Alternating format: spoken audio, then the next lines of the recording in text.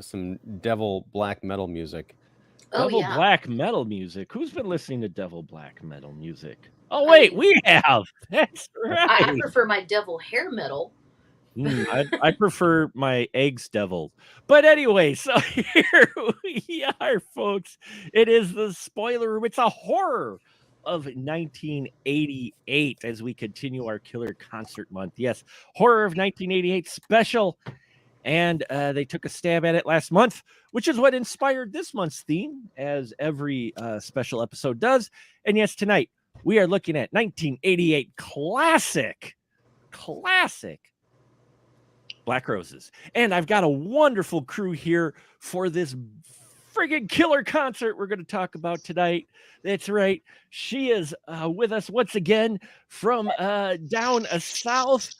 No, that is not a human bagel she is eating. It is none other than Miss Angelique. Hello, Angelique. How are you? Hello, I'm fantastic. I need to learn about some modern poets named Damien. Damien is a poet. He knows more than Walt Whitman and all of those guys. Screw them. And Walt Whitman Damien. He's a regular Lord Byron. That's right. The regular Lord Byron. Dark Lord Byron. Dark Lord Byron. And yes, you heard her voice as well. It is none other than the horror retrospective herself. Kara is back with us. Hello, Kara. How are you? Doing all right. Glad to be back.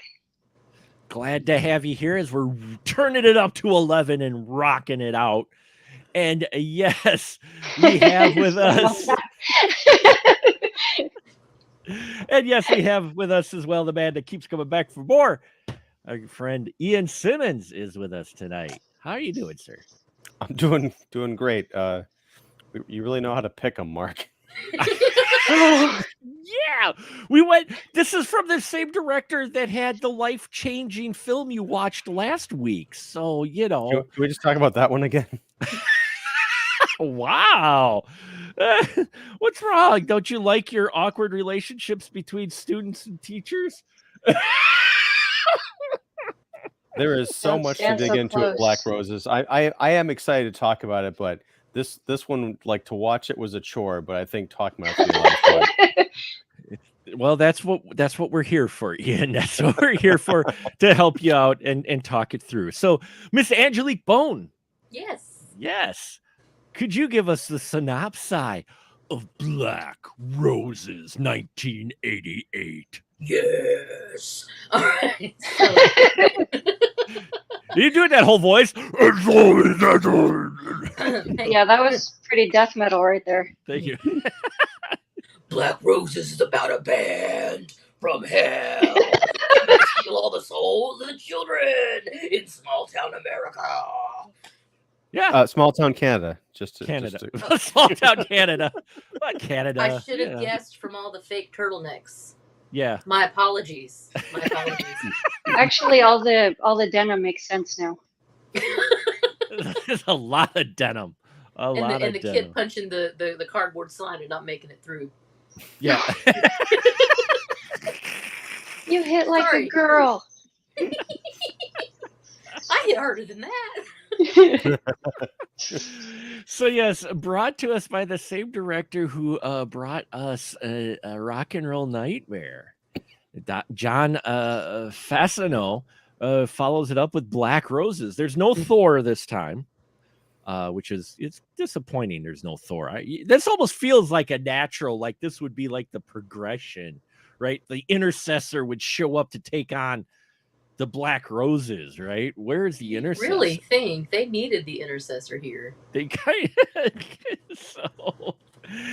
Why wasn't he in this movie? Like, this would have been like the beginning of the John Michael Thor cinematic universe. You could have the Battle of the Pecs then between Damien and Thor. No contest. No contest. No. Damien, it that would've Michael been Bay Clash of the motherfucker with a Hairstyles. fright wig. No contest. Michael Bay with a fright wig. Wow.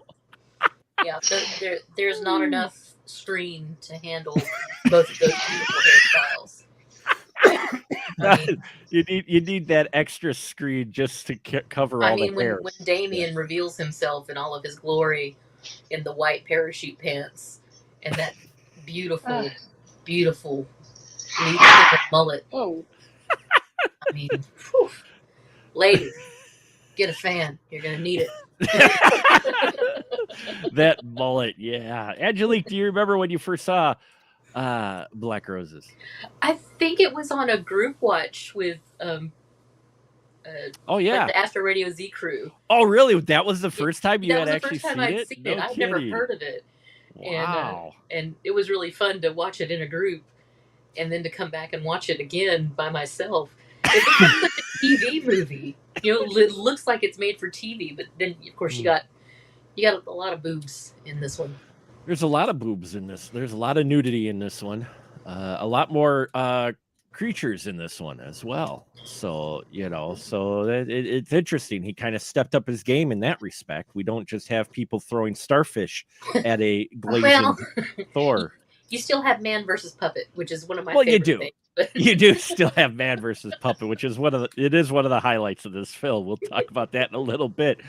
Cara, do you remember when you first saw Black Roses? I want to say it was about maybe 6 to 8 months ago, and since then I've seen it 3 times. Wow. 3 times. Wow. So do you dig it, or is it did you have to watch it? The first time was a blind watch. I go through and I do that live TV thing on Shudder.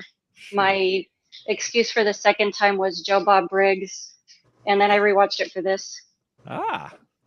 And so what's your initial thought with Black Roses? It made for TV horror? It's like this weird warped version of Footloose. Like there will be no concerts in the town. Yep. That was actually funny. That's exactly kind of what ran through my mind when I'm watching it this time. I was like, oh my God, this is a horror Footloose. When they said, oh, they won't let Black Roses play at the school. But they turned out to be right. Yes. Yeah. Yeah.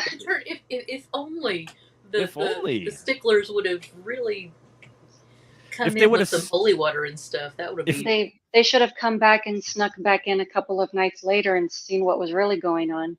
A couple of minutes later. Or maybe stayed for the entire first song. Yeah. What was it? No. Damien got naked as soon as they walked out. Yeah. Right? I mean, and that's the thing is like they left through the school, so they would have been able to hear that song change. Well, they're old though. Yeah. Old. The music was loud enough, Mark. Well, no, they go outside. The where they were at, they head right outside. They didn't have to go through the school. So, and it took them a couple minutes to get out of their in excess outfits into the 45 seconds. The lights go out, they come back on, and they're all like ready for the fetish convention. It was thoroughly muffled by all of the asbestos. I just, it would make it a whole new movie if the adults that were making the big fuss at the beginning would have paid a little more attention. Yeah. But it's the 80s. Come on. There's a recurring theme, not only in these films, but in the horror of 1988 in all of our lives series. With the absentee parentage. Yeah, in the whole horror of across the 80s. It is. I mean, we joke about Gen Xers, but let's face it, folks, we know how it was because we lived during that time where you were latchkey kids, 8-year-old coming at home, making your own PB and J sandwiches. Yeah, put it this way. Forget that. I've got Fruit Loops. Oh, nice. Put it this way. During the longest period of latchkeydom, there was somebody actively breaking into our house. Oh, on God. a daily basis, and I had to come home. Like, wow. Angelique, you can handle that. Okay. So I would stalk the house every day with the biggest knife in the kitchen and the broom, I'm like, wooden baseball bat. Things will give me time to get out. I thought it was so you could sweep up after you killed the intruder. Right. See, me being funny is all trauma. This is all trauma. Us Gen Xers suffered a lot of trauma. Yeah, but that's the recurring theme and all across the 80s, especially in the horror of 88 is just examples. In every single one of these films we've had, the parents are either non-existent or the background or the enemy. It's like the parents are evil, or just totally oblivious. And you get that here with a lot of these kids' parents. Well, it's some of it. I thought that there was a lot more balance in this movie than I was expecting. Especially the town hall meeting or the PTA meeting where they gather to talk about the band, and you've got the lady who stands up and like, this is the devil's music, we got to keep it out of our town. But then the mayor stands up and gives a really good speech about, you know, how when we were teenagers, like 20 years ago, it was the Beatles and Elvis, and you know, our parents thought we were crazy for liking this stuff. So, you know, it's just a band, it's just music. Let's give it a shot. You know, it might not be our thing, but our kids are into it. I thought that was very interesting. I was disappointed that by the end, the mayor didn't turn out to be a plant. I think that would have been really interesting That's to what I help was thinking the whole time. keep. Yes, either he was part of the like possessed or influenced or something like that to make sure that this concert happened. The movie it's just ahead of where I was at, because the movie opens with a concert that gets shut down, but not before like all the kids are turned into like demon monsters. How'd they keep that out of the news, first of all? But they're demons. They control the media. So that's okay. Well, that's a whole other show. But no, but no, they keep making a big point when this town of Mill Basin in Mill Basin, that's undisclosed USA / probably, you know, Canada. Yeah. They're like, this is gonna be Black Rose's first ever concert that they've played outside a studio. I'm like, but wait, the movie opens with them playing a concert, and it takes a while for them to acknowledge that. And they played off kind of funny because the band leader Damien, when he's talking to the high school teacher who cares, trademark, about the bands, we see him like not in his mullet, but he just looks like kind of. At first, I thought it was just like a band manager. I didn't think it was the same guy. Oh yeah, he was in his Rick Astley outfit, so. Right? But he's like, I can't remember what the line was, but he's like, well, we played one venue, but it didn't quite work out. Yeah, It was very funny. Yeah, yeah, you know, it's. And they were both drinking milk. They were both backstage at like sound check, drinking these tall, clear glasses of milk. I'm like, this is the most purely Canadian thing I've ever seen. Well, they were just like, you know, low rent Magnum PI, you know, just like great value. Tom Selleck was really just glancing at that glass of milk the whole time. He was the cool teacher. Come on.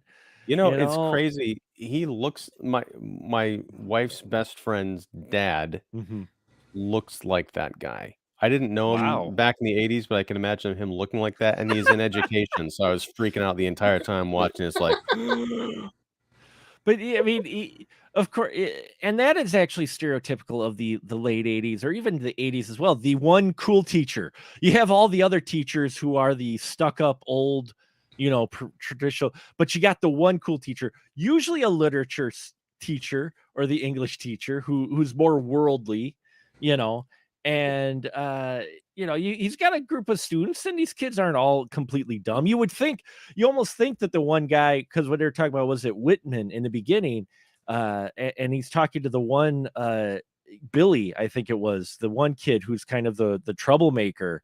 He puts him on the spot. And, you know, they actually have a bit of a discussion that actually has a little bit of substance to it, surprisingly. You know, it's not just, you know. So, I mean, they do some interesting things with some of these stereotypes in here, I think. Billy reminds me of that character that Bruce McCullough would play on Kids in the Hall. Todd, was that his name? Todd Vanderchuck. Yeah. Are we talking about Billy? Or is it Billy? Johnny was the main kid. Or Johnny. That's what it is. Johnny, sorry. Because there was the other, Johnny. There was the tough guy who like ran over his mom. Yeah. I thought that he looked like a Billy. I don't know. That's Tony. That was Tony. Okay, he looks because his dad is the one that gets sucked into the speaker. Big Pussy from The Sopranos. That's When right. when I saw Vincent Pastore show up in this movie, I'm like, what the hell is going on with this movie? No, look at this meatball. Right, like everybody else is like Kennedying up the to the nth degree with the the A's and the Tim Hortons or whatever, and it's like, hey, what are you doing listening to this music? That's not There's two kind of American, men guys. who listen to who wear earrings. And I'm like, Yeah. I'm not gonna finish that line. No, we're It did not. make me laugh. I'm like, wow. Ah, the 80s. And of course he's the muscle bound guy too. Tony is the big muscle. He's a Tony. I mean, you see, you look up, stereotypical movie characters named Tony. He fits the bill. And Yeah, it's either guys that look like his dad or guys that look like him. him. There's the Venn diagram does not meet. Yeah. Maybe Black Roses was the template. That's where this all came from. That could be. And then who was the Priscilla was the what was she?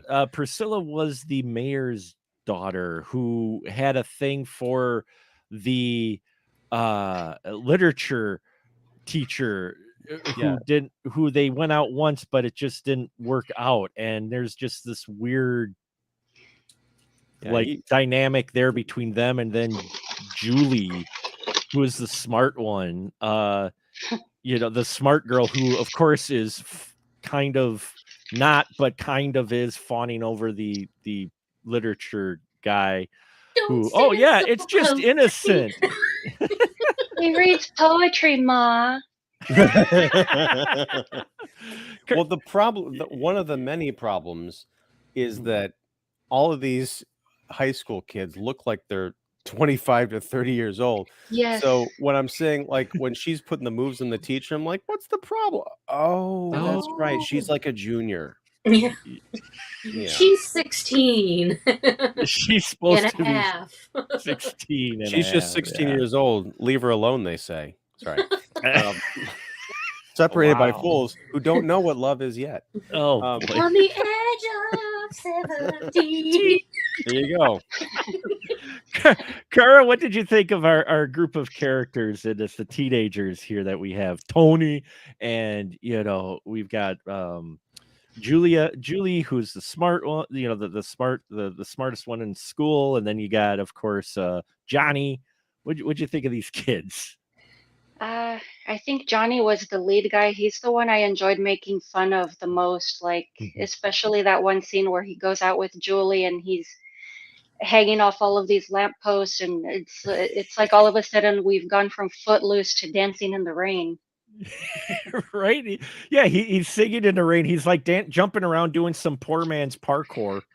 But he's only jumping on sides, and then he gets the brilliant idea, hey, we should really paint the town red. And he goes into the hardware store and gets a red can of paint. That was terrible. And we see him. He's got paint something to something say, off you screen. guys. Right, but we don't actually see what he painted, did we? He's not a literary man. He's just literal. He painted one streak of red. There you go. Well, Before he got scared barely, away. he barely got a streak of red out before we had the literature teacher, which that's all I'm going to call him, is just literature teacher. It's Mr. Morehouse. Yeah, Show I know, some respect. Mr. Morehouse with the porn stash. But anyway, Mr. Mr. Nabokov. Pornhouse. Mr. Yeah, he shows up and he breaks it up, and of course, it makes me wonder, why is Julie hanging out with our bad boy, Johnny? She seems to just be so annoyed by him. I think it was one of those, he's been hounding me for so long. Okay, you can take me out for a soda, but that's it, because I like the He teacher. wore her down. Because his friends are even worse than he is, for crying out loud. I got the feeling this is like the limited options high school. I think that was the official name of the school they went to. So it's either Mills Basin. it's Mills Bay. It's either the bad boy or the literary teacher. That's her two choices in this whole town. Well, I mean, you have the choices of some other dads. It's equally as gross. Mr. Miller. Well, I her that whole thing. stepdad was the creepazoid. We're just a bunch of scuzz buckets in this town. Well, the stepdad was creepy, but there was that guy, Mr. Miller, who was, he had a daughter, and the daughter's friend Tina. They ended up playing strip gin. Yeah. And that whole jag, I thought, was like ripped straight out of like Pornhub or something. Like, wait, No 'cause one brought the pizza. that's well, we've had a bad history of pizza delivery men on this show. But yeah, It's true. Yeah, it's creepy because folks out there, if you haven't gathered, once they put up the Rick Astley front and they show that they're a pop rock star and all the adults leave, of course their concert kicks in and they kick in their demonic powers and all the kids get brainwashed. Like after one concert, they're all like literal vegetables except for Julie, who's like, Damien is the ultimate poet. And then they go back, of course, every night they go back to the concert. They get more and more brainwashed until, was it the second night? He starts turning some of them into Shrunken zombie monsters. Shrunken zombie monsters. help me out here. Like, what was that? Like, there's one girl and there's like a puff of light or smoke or something, and then she's revealed to be like this shriveled up fright thing. And then there's a couple of guys that happens to, right? So they're not dead. They're just monsters now. And where do they go? And no one seems to care that there's people missing. I don't know. Car, what's your take on that? They needed to sneak in an Iron Maiden reference. You are, oh my God, you're absolutely right. It's like the cover of an Iron Maiden. I know, because I saw the Iron Maiden pinball at a place we were at yesterday. So there you go. You're right. That's why it looked familiar. Iron Maiden. No, see, I took that as them stealing their soul because they revert back to looking like teenagers as they take over the kids until you get to the Mr. Miller scene where his daughter and her friend show up, and his daughter is sort of gaming on him too. That was just an awkward scene. Yeah. And they were both playing gin, and then when she leaves, her friend does the strip gin, and then she loses apparently on purpose. On purpose she loses, and Mr. Miller thinks he wins, but then some weird thing happens, but we cut away before I think his heart gave out. Well, they did say he died of a heart attack. Hard something. But that's that's the weird thing about it is, in the beginning of this movie, I was like, okay, so this demon rock band is turning the audience into monsters. I get that. Mm-hmm. But then they go to this town and we see some of these transformations. The thing is, they're just random kids that this happens to in the crowd.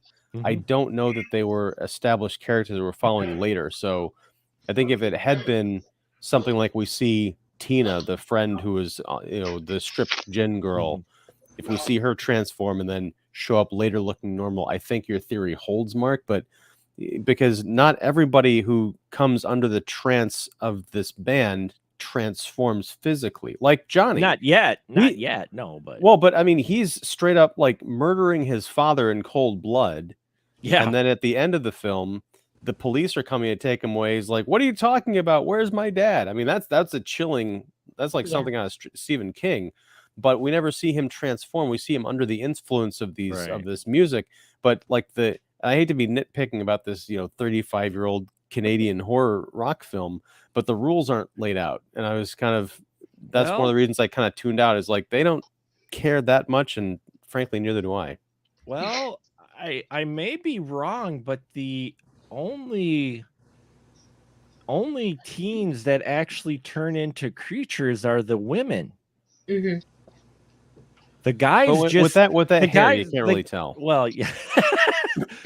But the guys just get brainwashed into becoming killers. He, kills his dad in cold blood with the revolver. Tony, after his dad gets sucked in by the speaker centipede, or speaker. Well, it's more like a cricket, like a water bug almost. Anyway, he gets sucked into the speaker, and then Tony kills his mom.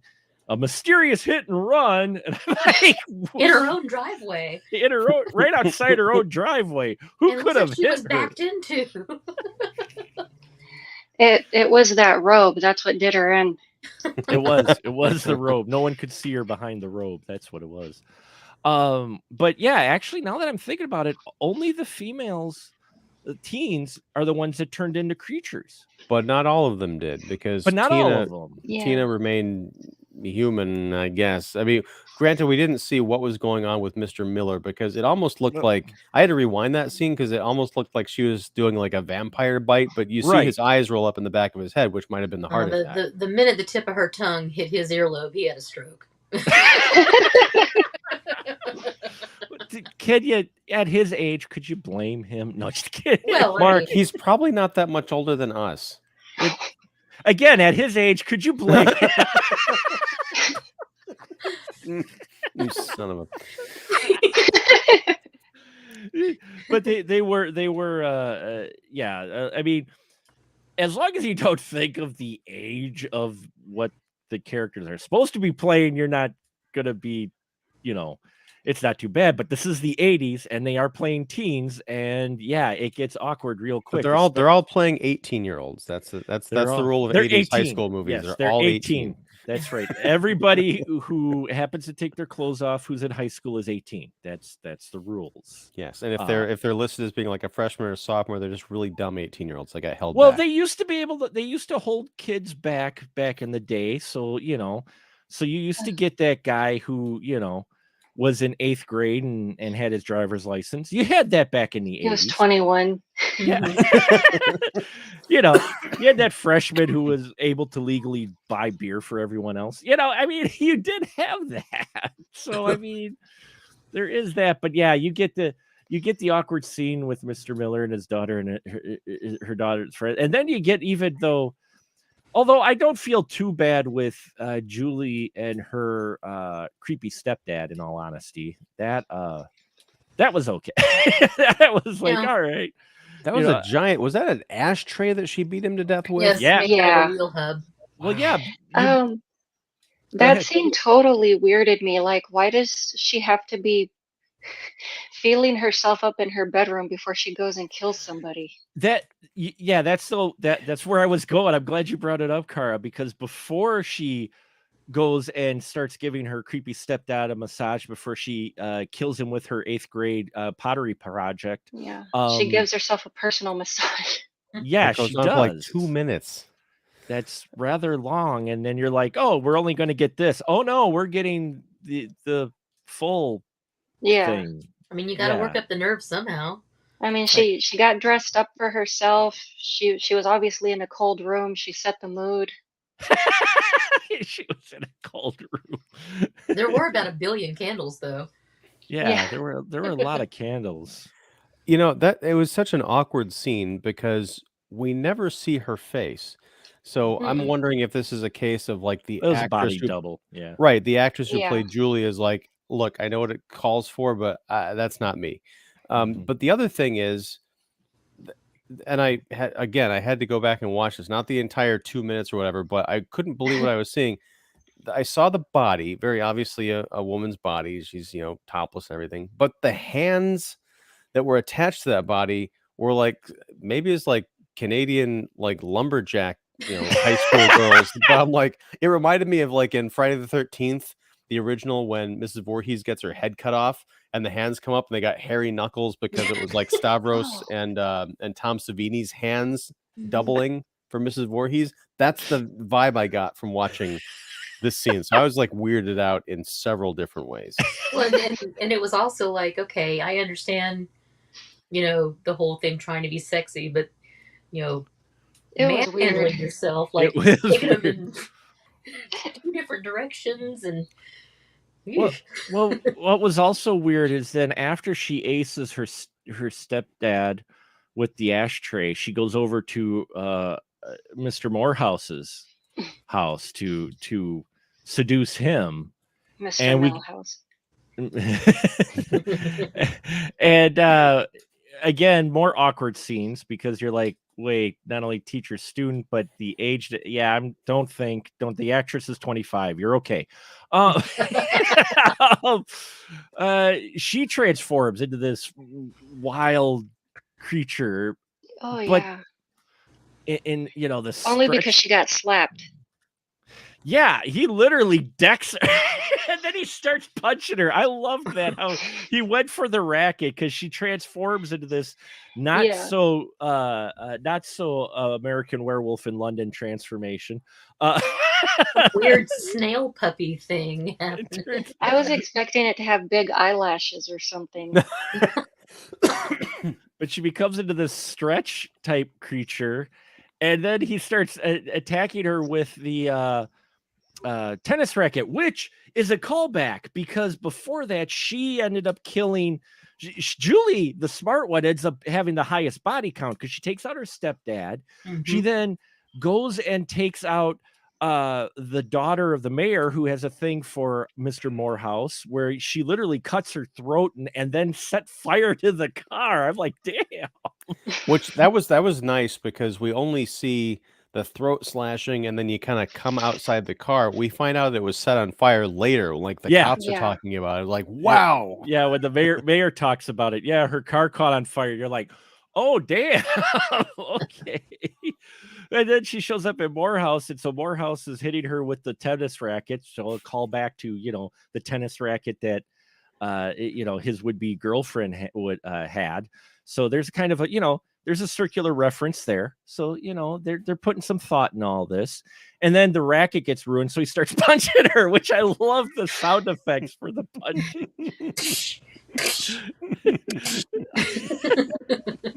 Which didn't seem to do much good. Then he grabbed a tennis ball and shoved it right in the mouth. That was a really big tennis ball, though. That was like a novelty. That was like a wiffle ball tennis ball. It's like the size of a cantaloupe. But the sequence goes on. Cantaloupe, by the way. A Cantaloupe. The sequence goes on for quite some time, doesn't it, Angelique? It's a very extended fight scene, and then she gets him into the kitchen and breaks the stool, and he ends up like staking her in the heart.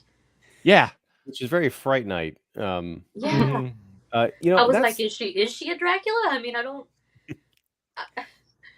Well, I mean, getting stabbed in the heart, even if you're not a Dracula, hopefully would probably kill you. Well, true, but I mean, a supernatural creature, there's only so many ways to take him out. There are rules, but apparently this movie has no rules. It doesn't, and we can talk about what happens to our Damien monster later, because that was a giant flaming question mark for me.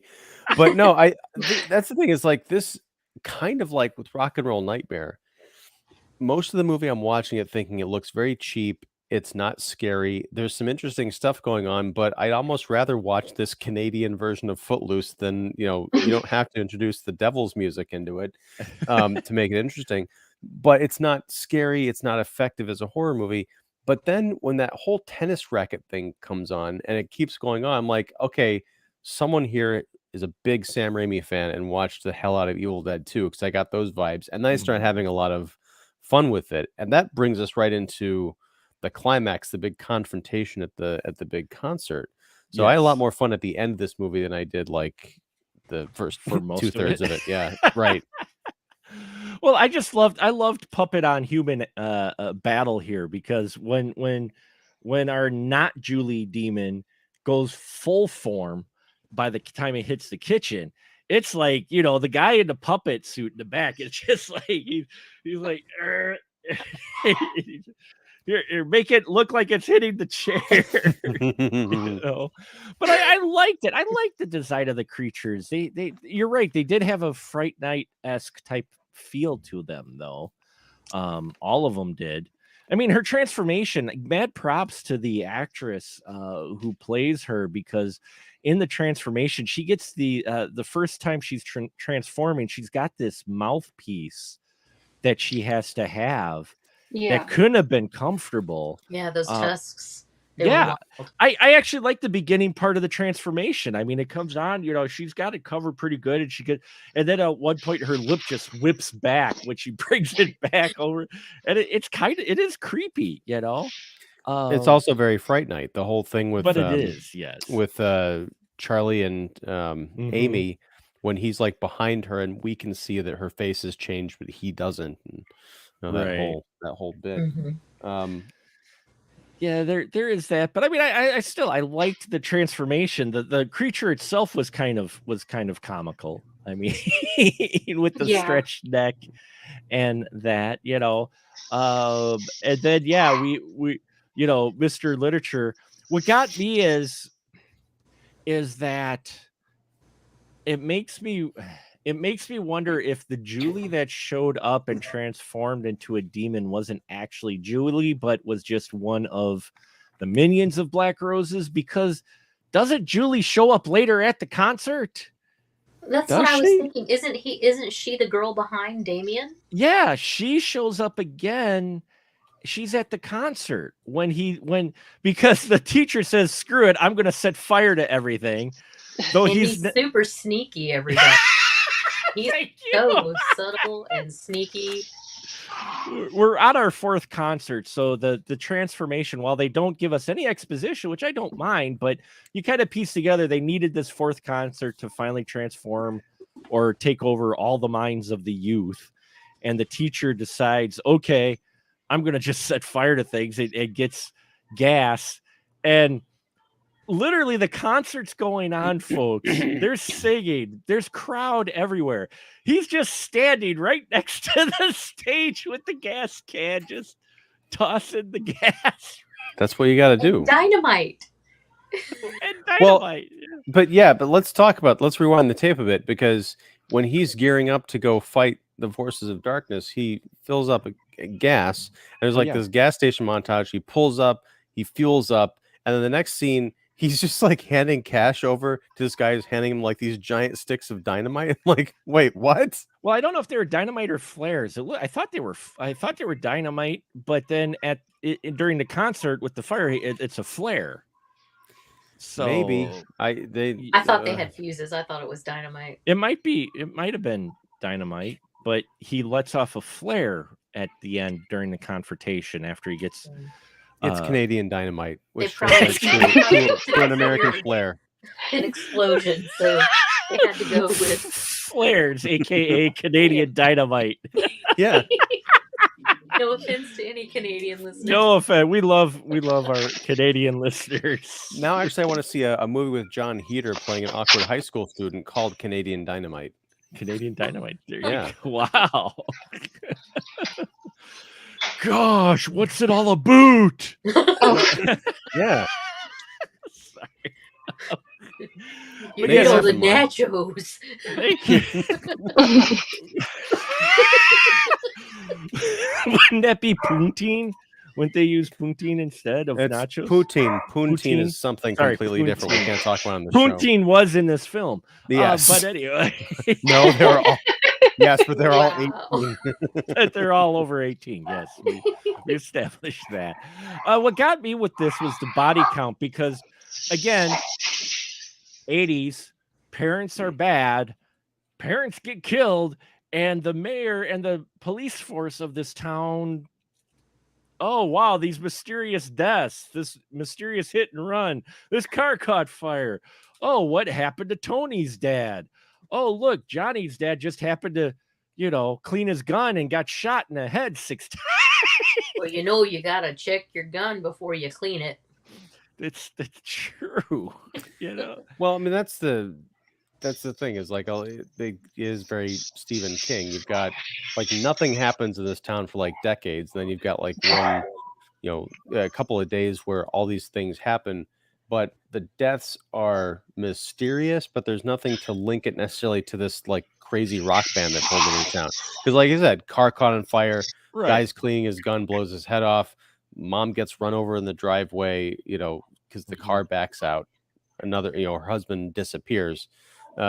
It's possible. And I think a smarter movie could have like really made there's a lot of great ideas in this thing that they could have been exploited in a better film. But one thing I did like that we kind of glossed over is Janie, who is the daughter of Mr. Miller. She goes to the guidance counselor Yes. the next day. Yes. And she's like, I just feel like I need to scream. And he's like, I have been thinking about, and he's another cool adult that we Yeah. get in the film. He's kind of open to it, like, well, whatever you want. I've been thinking about introducing some scream therapy, and he opens the window. And this will help you feel some feelings. We'll wrap that. Yeah. Right. And she throws him out the damn window, and she's like, nice scream. And he Mhm. just lands in So the bed of good. this guy's truck, and he's just But like, huh? that was an accident. He fell out the window, though. Yeah. Yeah. You know? But here's the thing: I don't think we get much shitty dummies in this movie, if at all. They all No. look like stunt people. Like, That was taking these actually a falls. stunt. That was a stunt person that fell out that window. That was not a shitty dummy. Yeah, Yeah. I was impressed. Surprisingly.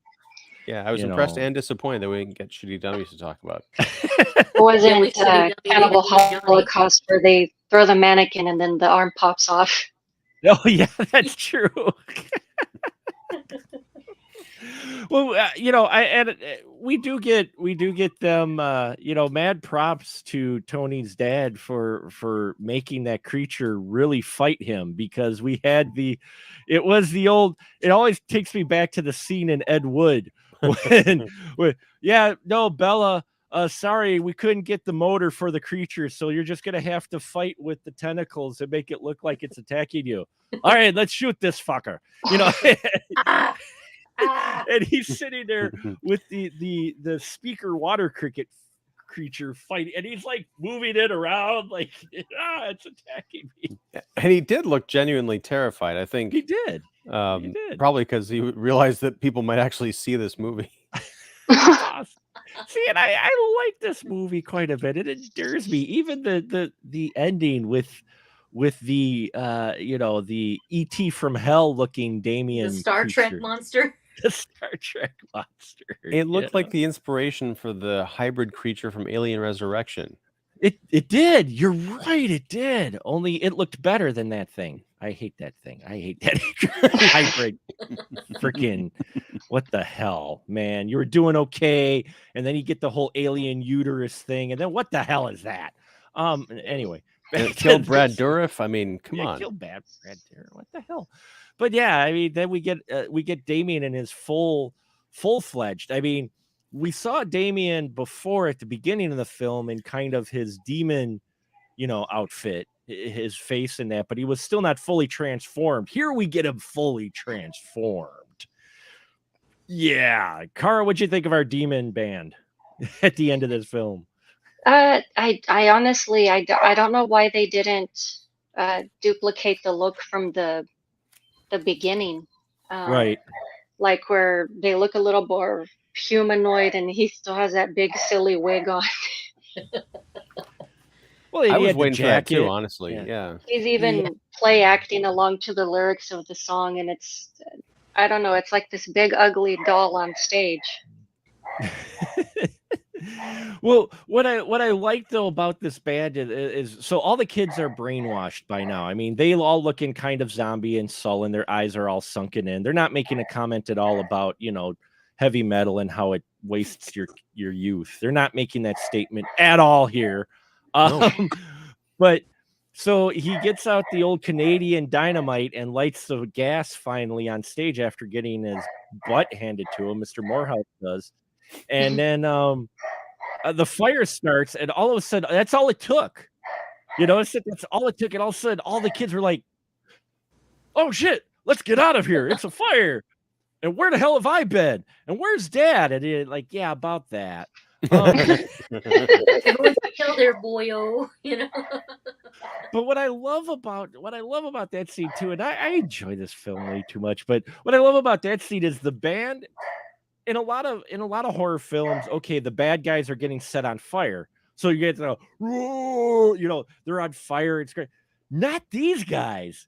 These guys start rocking out as they catch fire and burn. I loved that. Except for our Damien monster, No, he's dancing. I didn't take that as dancing at all. I took that as him being engulfed in flame. I took that as him dancing. He seemed to be having a good time on stage with his long arms. What I was Go back weirded and by watch is that again, all of Mark, a sudden he had this huge flat head, like like he was the one that got beaten with the tennis racket. Right? Yeah, I didn't quite get the design. I mean, I liked all the makeup effects in here as small budget as it was. I liked all the makeup effects and the creatures they came up with, but it didn't. The design that you're right of Damien at the end of this did not match what we saw at the beginning. I don't know if he didn't get his full transformation on at the beginning during that concert because it didn't go well, versus this one to where we get to see him in his full demonic glory. But yeah, it was kind of weird that he turned into this creature, though I still like the creature design. I mean, but he was partying in the flames. I didn't take it as him being in pain at all.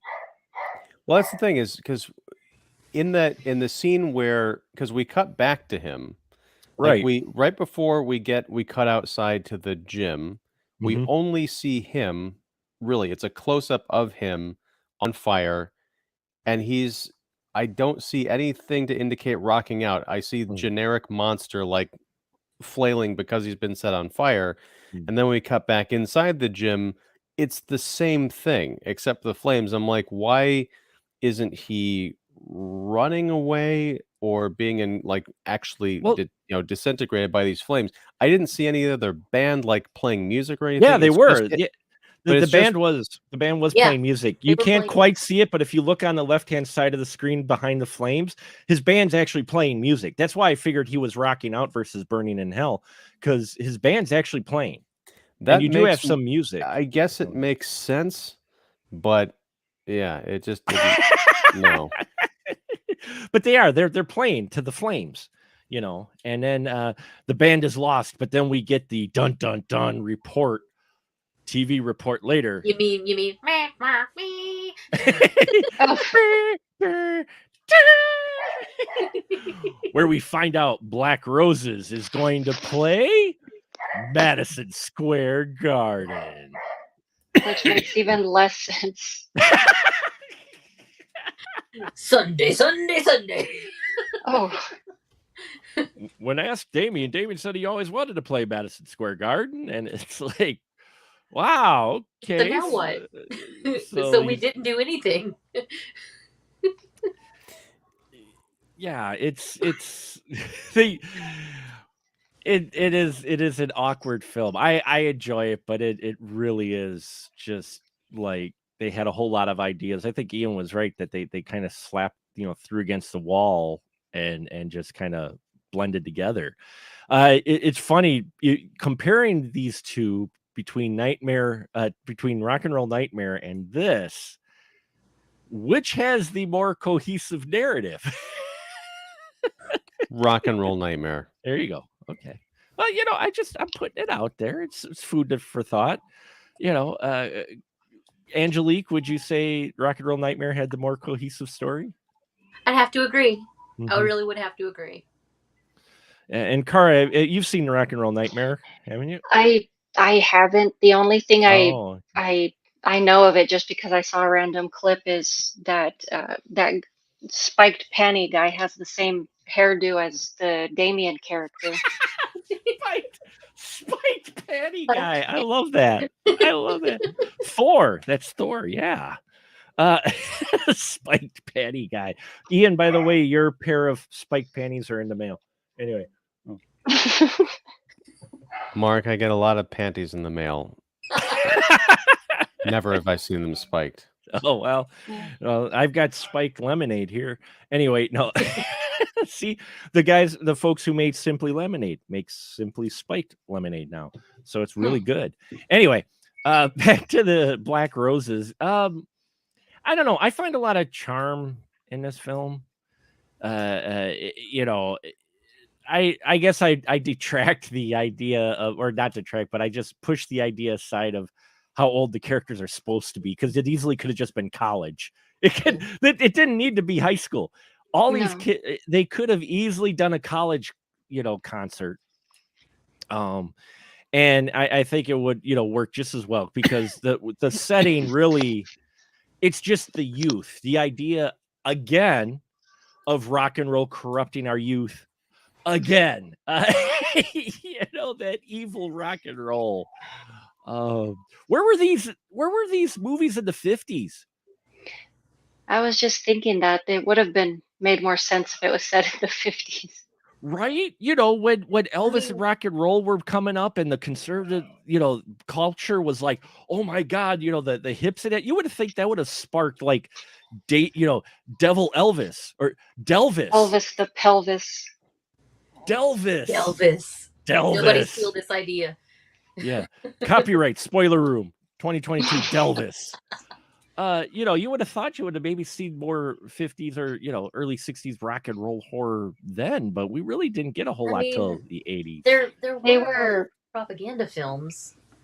Yeah, I was going to say they were more obsessed with like films like Five, The Atomic Bomb, things like that.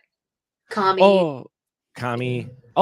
Weed and drugs. Yeah, and sex. Drugs and sex. Sexuality, That's what it was. It wasn't the rock and roll, although rock and roll did play a part in it. That's true. In Reefer Madness and all of those, rock and roll was always an element in there, but it didn't create demons. You didn't get bubbling rock records, which I love. I'm sorry. Yeah. I love the scene. The scene I keep coming back to where Tony's dad gets eaten in the speaker, where the record's played and it starts bubbling. That was weird. My first thought was, don't touch it. Well, it was interesting because he touched it and it's just like slimy. Nothing like reached out and grabbed him. That was the speaker. It was a nice little misdirect. Yeah, it was a great misdirect. So I was incorrect. I mentioned during Trick or Treat that Black Roses, implied we had another movie that had the record playing backwards. We didn't, but we had a bubbling record in this. Mm-hmm. So record still was in play. No pun intended. But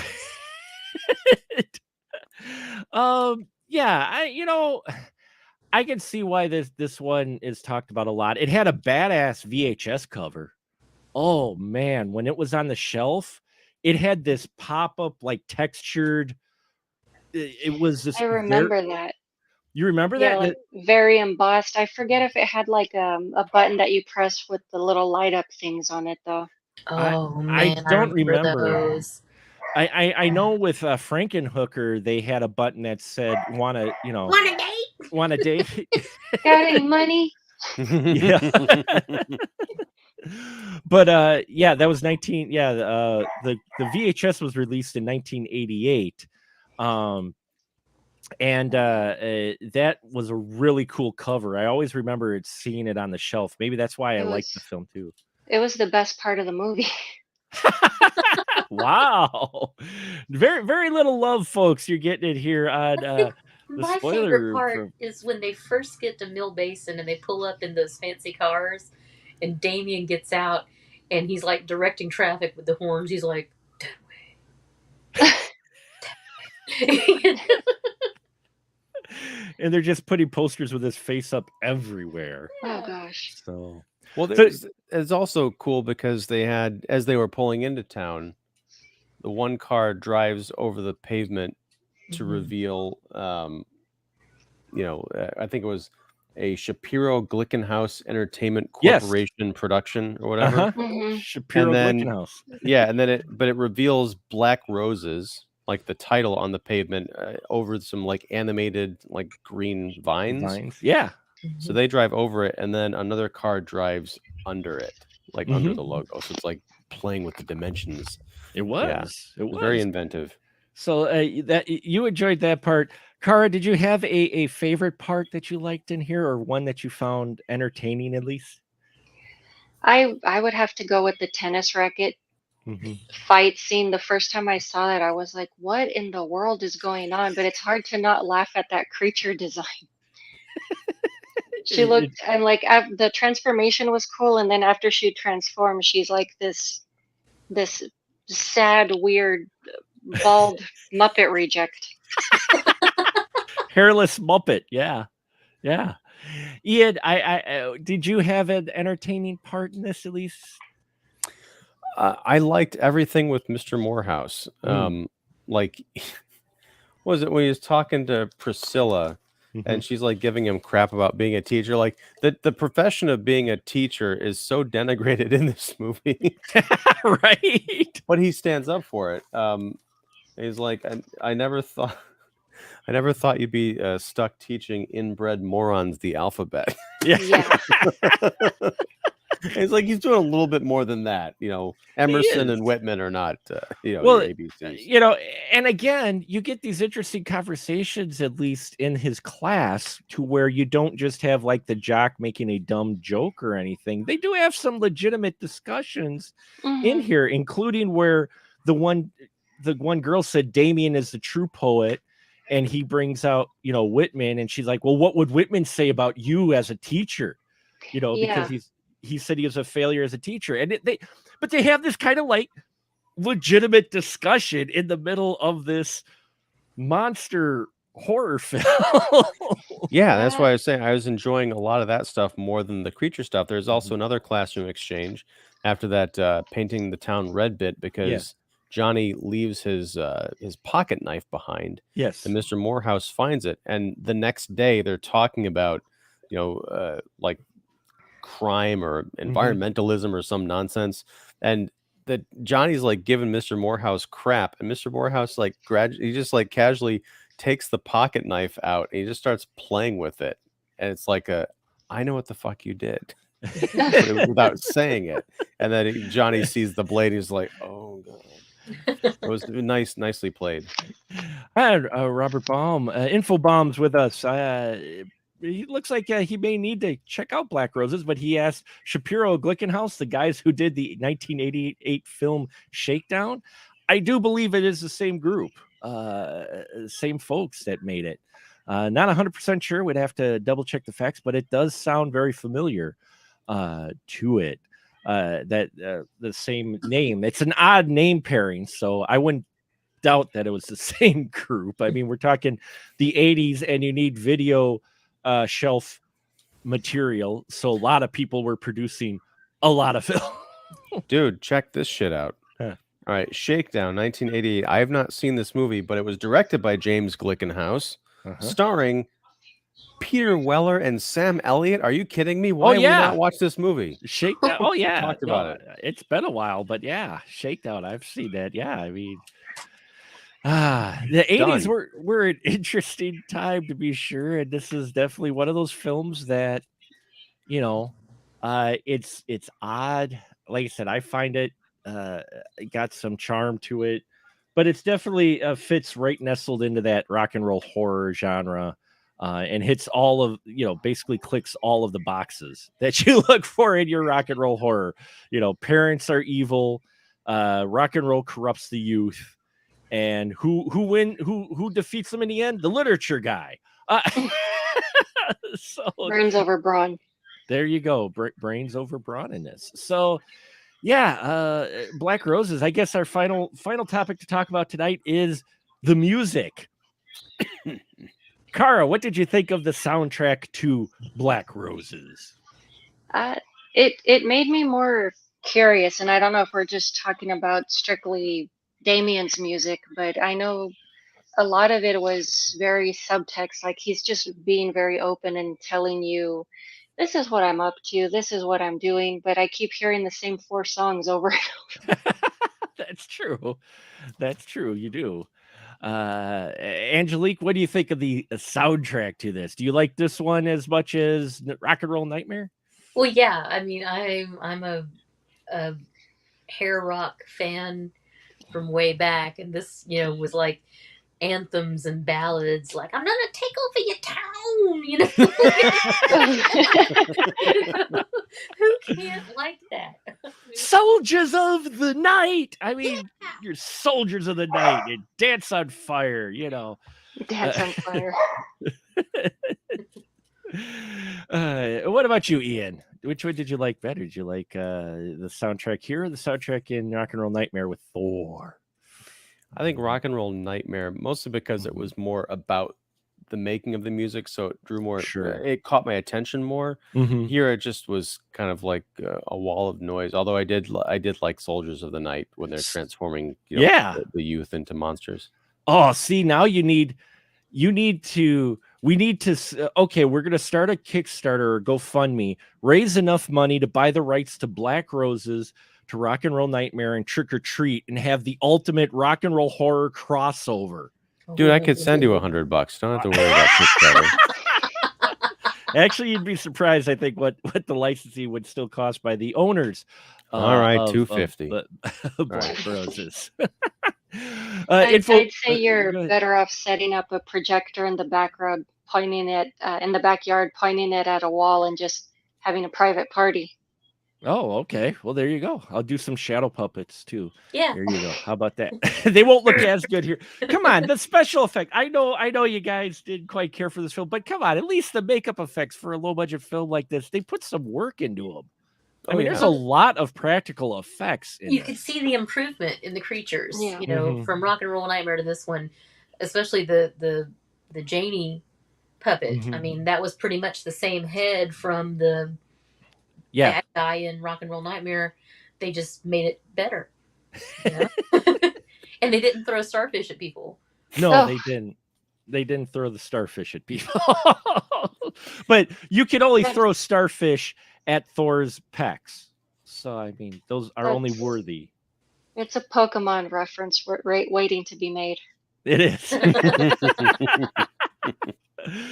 Infobob dropped a few more. He said Shakedown is basically a poor man's Lethal Weapon. And Siskel and Ebert regarded it at that year's RoboCop.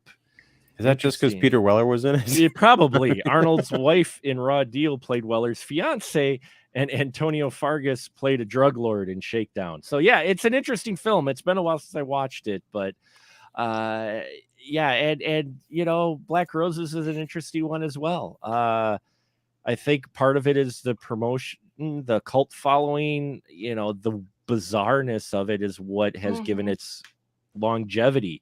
Whether or not, you know, you might consider it good, it's different in many ways. You know, it's definitely different, and it's quirky, and I think that's what the appeal is for a lot of people. So there you have it, folks. And now it is that time. I'm not going to forget this time. It is the Horror of 1988 episode. So this week, let's see. Last month, I think Kara did the stab, or was that you, Angelique? I thought it was me. Oh no, that was you. That's great. It was you. So okay. We won't play trivia. All right. 42. Let's flip. we'll flip a coin. I don't have a coin. We'll flip. You have a black rose. I don't have a black rose, but I have a Stevens Point Brewery bottle opener. So okay. So Angelique, call it heads. The heads will be this, and the tails will be this. Okay. So call it, and heads or tails, and then if you lose, Kara gets it, and if you win, it's your choice. So call it tails. It is heads. Kara gets to take a stab. So Kara, we're getting whittled down in our Horror of 1988 bin of movies. So pick a number and take a stab at a number between 1 and 5. 4.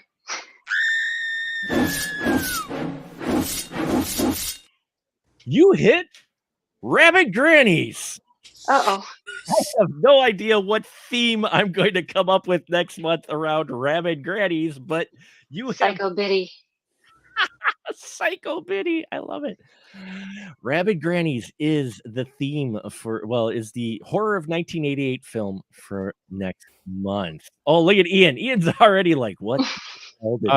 Can you stream this? Can you find it places? I've literally never heard of this movie. Rabbit Grannies? Yeah. It's a trauma. It is a trauma. That makes all the would sense in the explain world. it. Yeah. Yeah, it got picked up by Trauma. It is on Amazon Prime. And basically the story is two sweet little old ladies fall victim to an ancient curse that transforms them into bloodthirsty killers. Like, yeah. Looking at the IMDb right flesh-eating now. mothers or something. I've got the Blu-ray.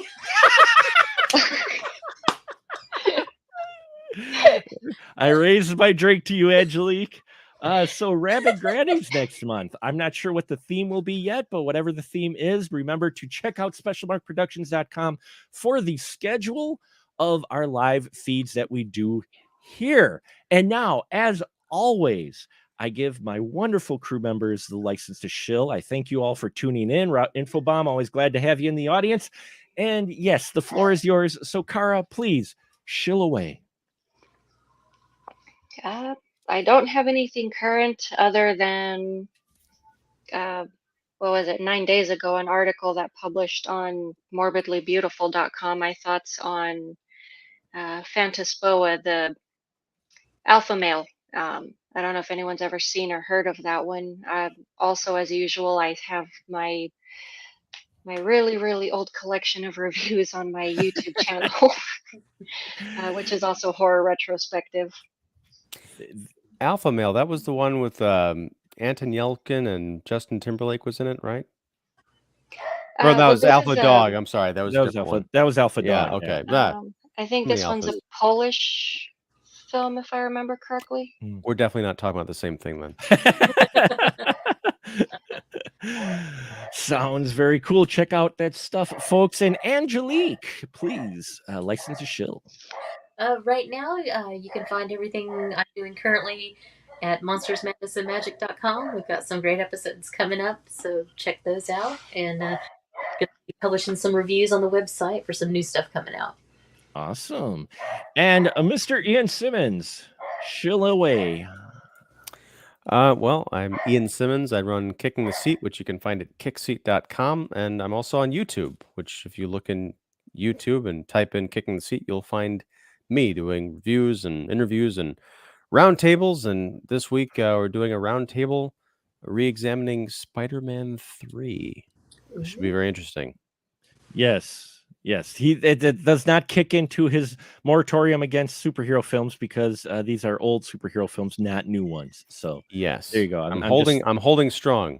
You're holding strong. So you don't have that many to go. So well, there's a few more shows in there, but in any case, yes. Yeah. But yes, folks, check that out. Next week we will be ending our killer concert with one final flare as we do Hard Rock Zombies. It was a film that was picked up by Canon, and it was not an actual Canon film, but it was distributed by Canon. So there's a little connection there. We're working on a couple of things, so that should be a fun discussion. Trying to get someone to be on it.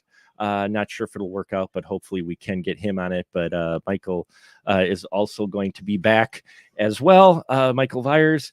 And yeah, check out that. Check out our stuff. And if you're doing anything in October, 2 horror fests that we have to plug. One is the Sawdust City Fright Fest, second weekend in October will be that in beautiful downtown Oshkosh, Wisconsin at the Time Community Theater. Sawdust City Fright Fest. The selections are closed.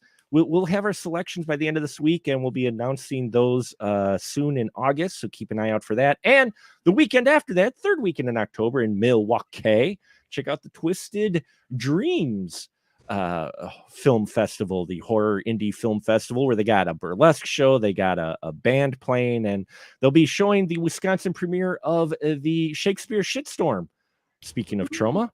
So that's going to be showing at the Twisted Dreams Film Fest in this third weekend in October 16th, 14th, 15th, and 16th. So there you have it, folks. Thank you so much for listening. Thank you to our viewers.